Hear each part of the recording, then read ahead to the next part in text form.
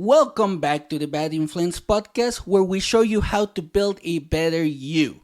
I'm the bad influence that you need in your life, Bjordan Banderas. Alright, let's be real here for a second. Most people think being the loudest in the room is the key to success, right? I'm sure you have heard of that multiple times. But what if I told you that being the quiet one, the observer, can actually be your superpower? That's right. While everyone else is making noise, the observer is sitting back, taking it all in, and getting ready to use their insight to make moves that others don't see coming. Here's the thing.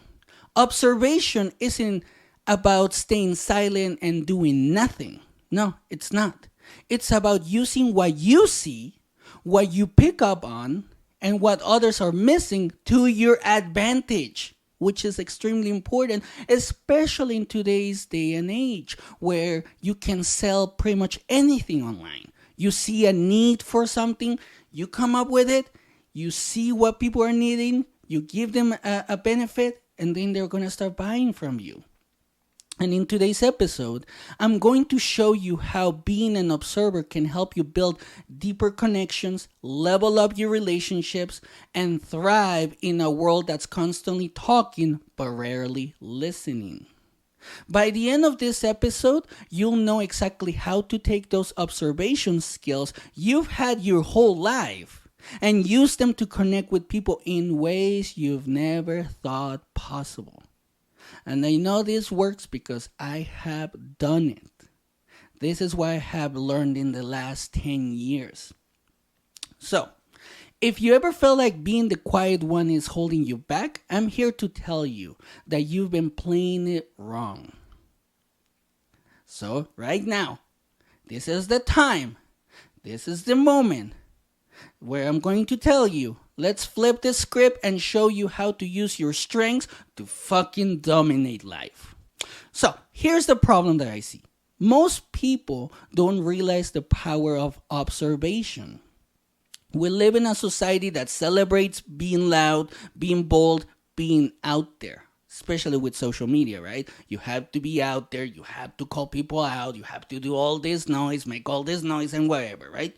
But what happens to those of us who take a different approach? That's a good question. We're seen as passive, as too quiet, or as people who are not assertive enough. I've been told that before, that I'm not assertive enough. And because of that, we start to fucking doubt ourselves. That has happened my entire life. I see people doing it. My wife used to do that. Some of my friends do it. Some of my friends used to do it. But let's get one thing straight. If you're someone who naturally observes, you're sitting on a goldmine of information that can change your life. The problem is that most people don't know how to tap into it. They let their quiet nature hold them back instead of using it to build meaningful connections and relationships that matter. And this leaves a lot of potential on the table. You're leaving money on the table. You're leaving your future on the table. You're doing so many things. You're leaving so many things on the table, and you don't even realize it. And here's the truth: being an observer isn't a weakness. No, I don't know why people think that being an observer is a weakness. Because in my opinion, it's a hidden strength. The problem is you've been told it's a disadvantage. So you haven't developed it into the weapon it can be. Just like I did. And that's what we're going to change today. We're going to talk about how to use those observation skills to thrive and build meaningful connections with others. These connections are going to sometimes be able to take you to the next level. You can create a relationship that turns into a business partnership, right? something that can make you a lot of money, something that can move you to the next level. And that's what we need to do in life, move up to the next level, use our connections, our relationships, observe what people are needing right now, and then make something happen. Let me tell you about a time when my observation skills came through for me in a big way. Back in the day, a few years ago, I was working in a company where there was this guy. Let's call him Jack. Now, Jack was loud, always talking, always trying to take control of the room. He was good at it. Everyone listened to Jack because he had that energy. But I noticed something others didn't. Every time Jack spoke, people would nod. They will be like, yeah, probably you have seen it at work. But people were not engaged. They were not connecting with him. So I asked myself, why is that? And then I realized, I observed, and I figured it out. That's because Jack didn't listen. He didn't listen to jack shit, pretty much. He was so busy talking that he wasn't paying attention to the reactions in the room. Meanwhile, I sat back and observed. I saw who was frustrated, who wasn't being heard, and who had ideas they were not sharing because Jack's loudness drowned them out. I knew that if I could connect with those people, I could tap into the real value they brought to the table. So, I started talking to them one-on-one, asking the questions Jack never asked, listening to their concerns, and showing them that I was paying attention. Guess what happened? They started opening up to me, sharing ideas with me, and eventually I became the go-to guy in the office because they trusted me more than the guy who never shut up. And that's what observation does. It gives you insight. It helps you connect with people on a deeper level because you're actually paying attention to them. And trust me, people notice when you're the one who listens in a world full of talkers. Everybody talks now. You see it on social media everywhere. All people are doing right now is talking. Nobody is really listening. And observation is all about picking up on the things that others miss. It's about understanding the unspoken cues, the body language, the tone of voice, the subtle shifts in energy. These are the things that can tell you more about a person than what they're actually saying. And once you start paying attention to those things, you can connect with people in a way that's more authentic and meaningful. Again, I've done this. It has helped me so much to create better relationships in my life. And I can tell you, it will change your life once you create those deep connections. Because here's the thing. When you're an observer, you're gathering information that can help you make better decisions, whether it's in your personal relationships, at work, or even in social settings. You're not just reacting, you're responding with intention to make the other person feel heard. You're seeing the bigger picture, and that gives you an edge over people who are just rushing through life without paying attention, which, it's a lot of people right now, right? And let's be real. People right now in 2024, almost 2025, people crave connection. It's one of the things that people are craving the most right now, especially because of the loneliness pandemic that we have in our hands right now. But most of the time, they don't feel hurt. They want to connect. They want to be part of something, but they don't feel hurt. That's the biggest problem right now. But when you're the person who listens, who observes, and who responds thoughtfully, you stand out. You become the person people want to talk because they know you're not just waiting for your turn to speak. You're engaged, you're present, and that makes all the fucking difference. So, How do you leverage your observation skills to build these connections? It starts with being intentional. Don't just sit back and watch. No. You can do that at the beginning, but you also have to be active in your observation. Pay attention to the little things. Notice how people carry themselves, how they react to certain situations, and what they're not saying, which is extremely important. This gives you a deeper understanding of who they are and what they need, and that's where real connection begins. All right, let's talk strategy, because you have to strategize how to use this particular skill. You cannot just go out there and use it. You have to strategize because you have to literally read the room, which is something that I've been talking a lot lately, but this is why, okay? So, how do you actually use your observation skills to build meaningful connections? That's a great question. And I want to hear your answer on the comments because this is how I did. I want to hear about how you do it, okay? First up, listen more than you speak. I know it's hard. And I know it sounds simple. But most people get this wrong. They're too busy thinking about what they're going to say next instead of really listening to what's being said. Probably you see this on TV, you see it with your family, your friends, at work.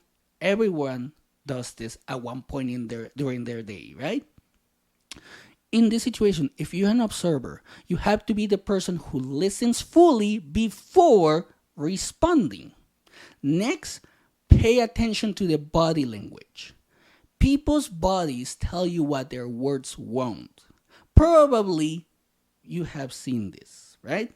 Especially with the facial expressions. But there are other things that you need to pay attention for.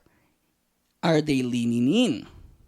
If they're leaning in, that means they're engaged. They want to listen. Are their arms crossed? They might be closed off or defensive.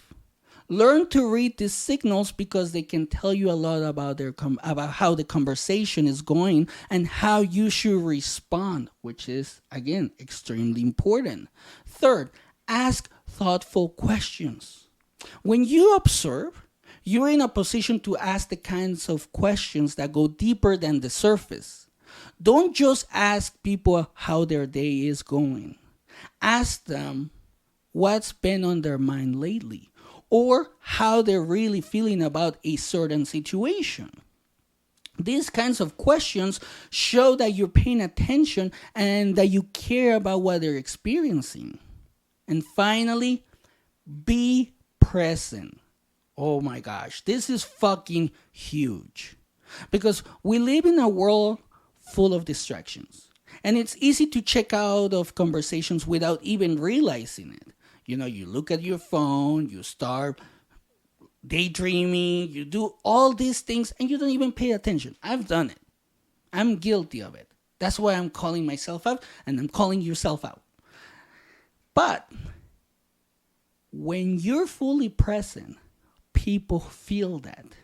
They feel your attention, your energy, and that creates a connection that's hard to break. So what happens when you start leveraging your observation skills? That's another good question. First of all, you start building deeper relationships.